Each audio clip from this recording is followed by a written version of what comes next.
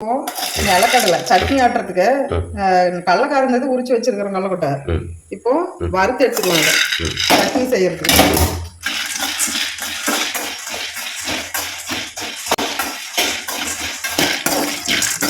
இது உடம்புக்கு ரொம்ப சத்து, ஆரோக்கியமான சட்னி.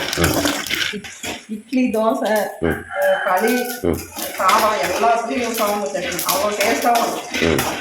நிலக்கடலை எப்படி வறுத்தது தெரியுமா? அப்படி வெடிக்கும். இந்த மாதிரி சவுண்ட் வரணும். அப்பதான் அது வறுத்ததா இருக்கும். இல்லைன்னா தோல் விடாது. சூப்பரா வறுத்துச்சு எடுத்துடலாம். இந்த நிலக்கடலை அதை ஆடுறதுக்குள்ள நம்ம வந்து சட்னிக்கு தேவையான பொருள் வந்து சின்ன வெங்காயம், பூண்டு, கருவேப்பிலை, வரமிளகாய், சின்னதா ஒரு துண்டு புளி, தீத்து, தேங்காய், ஜீரகம், நல்லெண்ணெய், சுத்தமான நல்லெண்ணெய். இப்போ சின்ன வெங்காயம் போட்டுக்கலாம். இதெல்லாம் போட்டு நல்லா வறுத்து எடுத்துக்கலாம்.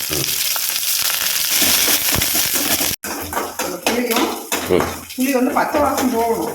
அதனால இந்த எண்ணெயிலேயே போட்டு கொஞ்சம் வதக்கிக்கலாம். தேங்காயும் அதுக்குள்ளே சேர்த்துக்கலாம். கொஞ்சம் ஜீரகம் இதுவும் சேர்த்துக்கலாம். நான் வந்து சின்ன சின்னதாக தேங்காயை கட் பண்ணி போட்டிருப்பேன்.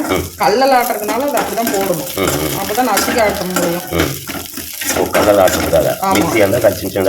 ஆமாம், மிக்ஸியாக இருந்தால் தேங்காய் வந்து சின்ன சின்னதாக கட் பண்ணி போடுவேன். நம்ம உரலில் கல்லில் ஆட்டுறதுனால தேங்காய் வந்து அப்படியே போட்டுக்குவோம்.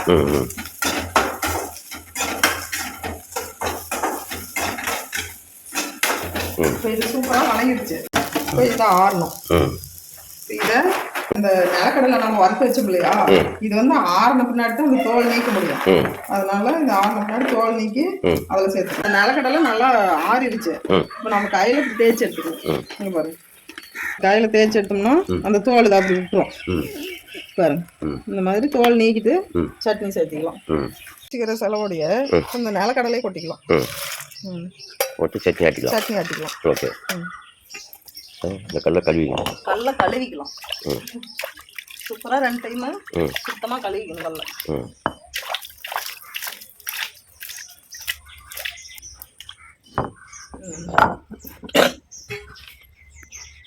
இப்போ தேங்காயை இப்படி நசிக்கணும்.